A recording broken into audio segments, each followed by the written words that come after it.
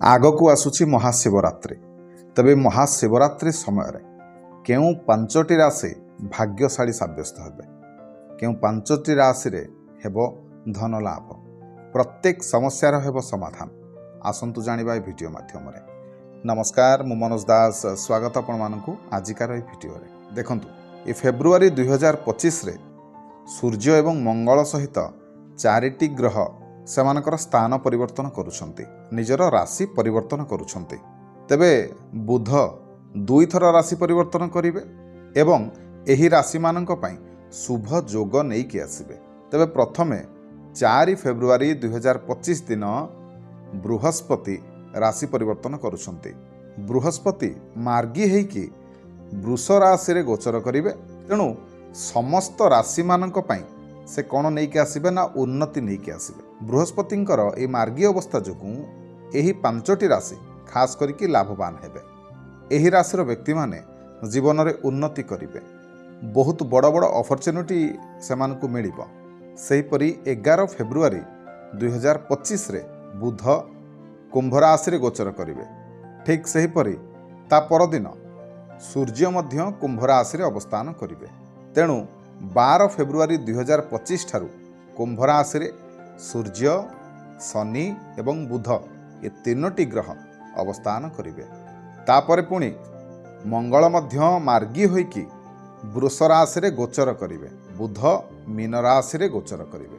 ଏଥିଯୋଗୁଁ କ'ଣ ହେବ ନା ଏଇ ଯେଉଁ ରାଶିମାନଙ୍କର ଆର୍ଥିକ କ୍ଷେତ୍ରରେ ସୁଧାର ଦେଖିବାକୁ ମିଳିବ। ତେବେ ଏହି ଗ୍ରହମାନଙ୍କର ପରିବର୍ତ୍ତନ ମେଷ ଏବଂ କୁମ୍ଭ ରାଶି ସହିତ ଆହୁରି ପାଞ୍ଚଟି ରାଶି ପାଇଁ ବହୁତ କିଛି ଶୁଭ ଖବର ନେଇକି ଆସିବ।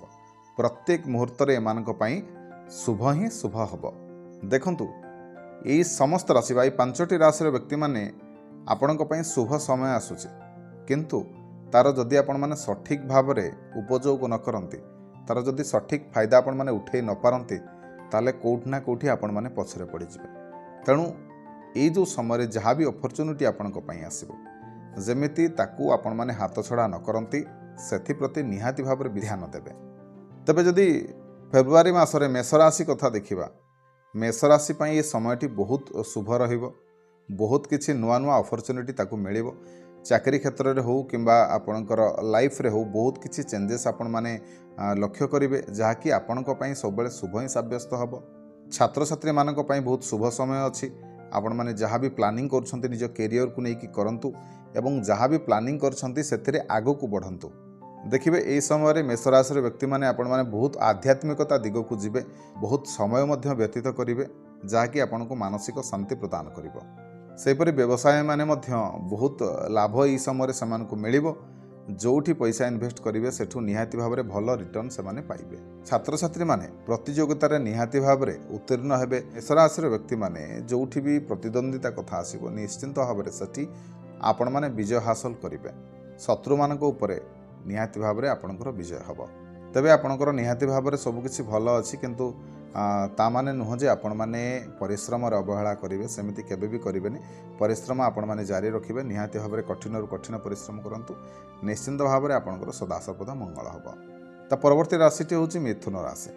ମିଥୁନ ରାଶିର ବ୍ୟକ୍ତିମାନେ ମଧ୍ୟ ଆପଣଙ୍କ ପାଇଁ ଏଇ ଯେଉଁ ସମୟଟି ମଧ୍ୟ ଶୁଭ ଅଛି। ଖାସ୍ କରିକି ମହାଶିବରାତ୍ରି ଯେଉଁ ସମୟଟି ଆସୁଛି, ଆପଣଙ୍କ ପାଇଁ ଗୋଲ୍ଡେନ୍ ଅପରଚ୍ୟୁନିଟିର ସମୟ ନେଇକି ଆସୁଛି। ପ୍ରତ୍ୟେକ କାର୍ଯ୍ୟ ଆପଣଙ୍କର ସଫଳ ହେବ। ଯେଉଁ କାମ ବି ଆପଣଙ୍କର ଅଟକିକି ଥିଲା, ସେ କାମ ବି ଆପଣଙ୍କର ପୁରା ହେଇଯିବ। ଯାହା ବି ଆପଣଙ୍କର ଅଧୁରା ସ୍ୱପ୍ନ ଥିଲା, କିଛି ଗୋଟେ କରିବାକୁ ଆପଣମାନେ ସ୍ୱପ୍ନ ଦେଖିଥିଲେ, ତାକୁ ପୂରଣ କରିବାର ସମୟ ବର୍ତ୍ତମାନ ଆସିଯାଇଛି। ତେଣୁ ସେ ଦିଗରେ ଆପଣମାନେ ଆଗକୁ ବଢ଼ନ୍ତୁ। ବେପାର କ୍ଷେତ୍ରରେ ଯଦି ଦେଖିବା, ବୃହସ୍ପତିଙ୍କର ଦୃଷ୍ଟି ମିଥୁନ ରାଶି ପ୍ରତି ଶୁଭ ରହିଥିବାରୁ, ତେଣୁ ପ୍ରତ୍ୟେକ କ୍ଷେତ୍ରରେ ମିଥୁନ ରାଶିର ଜାତକମାନଙ୍କ ପାଇଁ ଶୁଭ ସମୟ ଆପଣଙ୍କ ପାଇଁ। ତେଣୁ ଏହି ସମୟରେ ଆପଣମାନେ ଯାହା ବି ବେପାର କରିବେ, ଯେଉଁଠି ଇନଭେଷ୍ଟ କରିବେ, ନିହାତି ଭାବରେ ଭଲ ଇନକମ୍ ଆପଣମାନେ ପାଇବେ। ଯେଉଁମାନଙ୍କର ପାରିବାରିକ କ୍ଷେତ୍ରରେ ସମସ୍ୟା ଦେଖା ଦେଉଥିଲା, ବୈବାହିକ ଜୀବନରେ ସମସ୍ୟା ଦେଖା ଦେଉଥିଲା, ଦେଖିବେ ସେସବୁ ବିବାଦର ଅନ୍ତ ହେବ। ବେପାରରେ ନିହାତି ଭାବରେ ଆପଣଙ୍କର ଭଲ ହେବ, କିନ୍ତୁ ପାର୍ଟନରସିପ୍ ବିଜନେସ୍ରେ ଦେଖି ଚାହିଁ ଆପଣଙ୍କୁ ଆଗକୁ ଆଗେଇବାକୁ ପଡ଼ିବ। ଏଇ ଯେଉଁ ସମୟରେ ଆପଣମାନେ ମାଲି ମକଦ୍ଦମାର ଶିକାର ବି ଯଦି ହେଉଛନ୍ତି, ସେଥିରେ ମଧ୍ୟ ଆପଣମାନେ ବିଜୟ ହେବେ। ବା ଯେଉଁଠି ବି ତର୍କର କଥା ଆସିବ, ଯୁକ୍ତିର କଥା ଆସିବ, ସେଠି ନିହାତି ଭାବରେ ଆପଣମାନେ ବିଜୟ ହାସଲ କରିବେ। ଛାତ୍ରଛାତ୍ରୀମାନଙ୍କ ପାଇଁ ମଧ୍ୟ ଶୁଭ ସମୟ। ଆପଣମାନେ ନିଜର ପରିଶ୍ରମ ଜାରି ରଖନ୍ତୁ। ନିହାତି ଭାବରେ ଭଲ ସମୟ। ଆପଣମାନେ ମଧ୍ୟ ପରୀକ୍ଷାରେ କୃତକାର୍ଯ୍ୟ ହେବା ସହିତ ପରିବାରରେ ବିବାଦର ଅନ୍ତ ହେବ। ସାଙ୍ଗସାଥି ତା ସହିତ ପରିବାରରେ ଭାଇ ଭଉଣୀ ପିତାମାତା ଏମାନଙ୍କ ସହିତ ସମ୍ପର୍କ ଆପଣଙ୍କର ମଜବୁତ ହେବ। ଯାହା ବି ପୁରୁଣା ସମ୍ପର୍କ ଆପଣଙ୍କର ଖରାପ ଥିଲା ଦେଖିବେ ସେଥିରେ ଆପଣମାନେ ସୁଧାର ଦେଖିବାକୁ ପାଇବେ। ପରିବାରରେ ଆପଣଙ୍କର ଏକତା ବୃଦ୍ଧି ହେବ। ନିହାତି ଭାବରେ ଏଇ ଯେଉଁ ସମୟରେ ଆପଣମାନେ ସୁଖରେ ଜୀବନଯାପନ କରିବେ। ପରବର୍ତ୍ତୀ ରାଶି ହେଉଛି କର୍କଟ ରାଶି। କର୍କଟ ରାଶି ପାଇଁ ମଧ୍ୟ ଏଇ ଯେଉଁ ସମୟଟି ଶୁଭ ଅଛି, କିନ୍ତୁ ଗୋଟିଏ ଜିନିଷ ପ୍ରତି ଆପଣମାନେ ନିହାତି ଭାବରେ ଧ୍ୟାନ ଦେବେ। ଏଇ ଯେଉଁ ସମୟରେ ଆପଣଙ୍କର ଶତ୍ରୁମାନେ ଅଧିକ ଆପଣଙ୍କ ପ୍ରତି ଈର୍ଷା ପରାୟଣ ହେଇକି ଆପଣଙ୍କୁ ନିଚା ଦେଖାଇବାକୁ ଚେଷ୍ଟା କରିବେ। ସେଥିପ୍ରତି ନିହାତି ଭାବରେ ଆପଣଙ୍କୁ ସାବଧାନ ରହିବାକୁ ପଡ଼ିବ। ନହେଲେ କେଉଁ ଜାଗାରେ ବି ଆପଣମାନେ ଲଜ୍ଜିତ ହୋଇପାରନ୍ତି। ତେଣୁ ଏଭଳି କୌଣସି କର୍ମ କରିବେନି ଯଦ୍ୱାରା କି ଆପଣମାନଙ୍କୁ ଲଜ୍ଜିତ ହେବାକୁ ପଡ଼ିପାରେ। ତେବେ କର୍କଟ ରାଶିର ବ୍ୟକ୍ତିମାନଙ୍କ ପାଇଁ ଏଇ ଯେଉଁ ସମୟରେ ଆପଣଙ୍କର ଭଲ ଇନକମ୍ ଆସିବ ବା ଆର୍ଥିକ ପକ୍ଷ ଆପଣଙ୍କର ମଜବୁତ ହେବ। ଏଇ ଯେଉଁ ସମୟରେ ଆପଣମାନେ ଦେଖିବେ ଆପଣଙ୍କର ଇନକମ୍ ସବୁପଟୁ ହେବ। ଧନ ଲାଭ ଆପଣଙ୍କୁ ପ୍ରତ୍ୟେକ ଜାଗାରୁ ହେବ। ବ୍ୟବସାୟୀମାନଙ୍କ ପାଇଁ ଏବଂ ଛାତ୍ରଛାତ୍ରୀମାନଙ୍କ ପାଇଁ ମଧ୍ୟ ସମୟ ଅନୁକୂଳ ରହିବ। ଖାସ୍ କରିକି କର୍କଟ ରାଶିର ପ୍ରତ୍ୟେକ ବ୍ୟକ୍ତିମାନେ ଏହି ସମୟରେ ସୁଖଭୋଗ କରିବେ। ଆର୍ଥିକ ଲାଭ ହେବ। ପ୍ରତ୍ୟେକ ସମସ୍ୟାର ଅନ୍ତ ହେବ। ପ୍ରତ୍ୟେକ ବିବାଦର ଅନ୍ତ ହେବ। ତା ପରବର୍ତ୍ତୀ ରାଶି ସିଂହ ରାଶି। ସିଂହ ରାଶିର ପ୍ରତ୍ୟେକ ବ୍ୟକ୍ତିମାନଙ୍କ ପାଇଁ ଆପଣଙ୍କର ଯାହା ବି ବିବାଦ ଥିଲା ସେ ବିବାଦର ଅନ୍ତ ହେବ। ଆର୍ଥିକ ପକ୍ଷ ଆପଣଙ୍କର ମଜବୁତ ହେବ। ଏ ସମୟରେ ଭଲ ଇନକମ୍ ହେବ। ତେଣୁ ଆପଣମାନେ ନିଜର ସେଭିଙ୍ଗସକୁ ବି ବଢ଼େଇ ପାରିବେ। ଠିକ୍ ସେହିପରି ଯେଉଁମାନେ ଚାହୁଁଛନ୍ତି କି ଏ ସମୟରେ ଲଭ୍ ମ୍ୟାରେଜ୍ କରିବା ପାଇଁ, ପ୍ରେମ ବିବାହ କରିବା ପାଇଁ, ସେମାନେ ଏହି ସମୟରେ ଆଗକୁ ଯୋଗ ମଧ୍ୟ ଆସୁଛି। ଆପଣମାନେ ଏହି ସମୟରେ ଟ୍ରାଏ କରନ୍ତୁ। ନିହାତି ଭାବରେ ଆପଣମାନେ ଯାହାକୁ ନିଜର ଜୀବନସାଥୀ ରୂପେ ବାଛିଛନ୍ତି ତାଙ୍କ ସହିତ ନିହାତି ଭାବରେ ଆପଣଙ୍କର ବାହାଘର ହୋଇପାରିବ। ଆପଣଙ୍କ ବିବାହରେ ଯାହା ବି କିଛି ପ୍ରୋବ୍ଲେମ୍ ଅଛି, ଯାହା ବି କିଛି ଅସୁବିଧା ଅଛି, ନିହାତି ଭାବରେ ଏହି ସମୟରେ ସଲ୍ଭ ହୋଇପାରିବ। ଏଇ ଯେଉଁ ସମୟରେ ଆପଣଙ୍କର ପ୍ରସିଦ୍ଧି ବଢ଼ିବ, ସମାଜରେ ମାନ ବଢ଼ିବ, ସମ୍ମାନ ବଢ଼ିବ, ପ୍ରତିଷ୍ଠା ବଢ଼ିବ। ଏହି ସମୟରେ ଆପଣଙ୍କର ଧନ ରୋଜଗାର ମଧ୍ୟ ବଢ଼ିବ। ଆପଣଙ୍କର ପୈତୃକ ସମ୍ପତ୍ତିରେ ଥିବା ସମସ୍ତ ବିବାଦର ଅନ୍ତ ହେବ। ଯେଉଁମାନେ ବିବାହିତ ସେମାନଙ୍କର ବୈବାହିକ ଜୀବନ ସୁଖମୟ ରହିବ। ପରିବାର ଭିତରେ ଏକତା ବୃଦ୍ଧି ହେବ। ସାଙ୍ଗସାଥିମାନଙ୍କ ସହିତ ସମୟ ବିତେଇବେ ଏବଂ ସମୟଟି ମଧ୍ୟ ସେମାନଙ୍କ ପାଇଁ ଅନୁକୂଳ ରହିବ। କୁମ୍ଭ ରାଶି। କୁମ୍ଭ ରାଶିରେ ତିନୋଟି ଗ୍ରହ ଅବସ୍ଥାନ କରୁଛନ୍ତି, ଶନି, ସୂର୍ଯ୍ୟ ଏବଂ ବୁଧ। ତେବେ ଏଇ ଯେଉଁ ସମୟରେ କୁମ୍ଭ ରାଶିର ବ୍ୟକ୍ତିମାନଙ୍କ ପାଇଁ ମଧ୍ୟ ସମୟଟି ଶୁଭ ରହିବ। ବଡ଼ ଭାଇଙ୍କ ସହିତ ଦେଖାଯାଉଥିବା ମତଭେଦ ଦୂର ହେବ। ପିତାମାତାଙ୍କ ସହିତ ତା ସହିତ ଫ୍ୟାମିଲି ଲାଇଫ୍ରେ ସ୍ୱାମୀ ସ୍ତ୍ରୀ ମଧ୍ୟରେ ଯେଉଁ ବିବାଦ ଦେଖାଯାଉଥିଲା ସେଥିରେ କେଉଁଠି ନା କେଉଁଠି କିଛି ସମୟ ପାଇଁ ବି ସେଇ ଯେଉଁ ବିବାଦର ଅନ୍ତ ହେବ। ଏହି ସମୟରେ ଦେଖିବେ ଅଯଥାରେ ଆପଣଙ୍କୁ ନିହାତି ଭାବରେ ଗୋଟେ ଚିଡ଼ଚିଡ଼ା ସ୍ୱଭାବ ଆପଣଙ୍କ ଭିତରେ ଦେଖାଦେବ। ରାଗ ଆପଣଙ୍କର ବଢ଼ିବ, କିନ୍ତୁ ତାକୁ ନିୟନ୍ତ୍ରଣ କରିବା ଦାୟିତ୍ୱ ଆପଣଙ୍କର। ଯଦି ଆପଣମାନେ କୌଣସି ନୂଆ କାମ ଆପଣଙ୍କ ହାତକୁ ନେବାକୁ ଚାହୁଁଛନ୍ତି, କିଛି ନୂଆ ବିଜନେସ୍ ଆରମ୍ଭ କରିବାକୁ ଚାହୁଁଛନ୍ତି, ନୂଆ ଦୋକାନ କରିବାକୁ ଚାହୁଁଛନ୍ତି, ତାହେଲେ ଏଇ ଯେଉଁ ସମୟଟି ଆପଣଙ୍କ ପାଇଁ ଶୁଭ ସମୟ। ଏ ସମୟରେ କରନ୍ତୁ, ଯାହାକି ଆପଣଙ୍କ ପାଇଁ ଶୁଭ ରହିବ।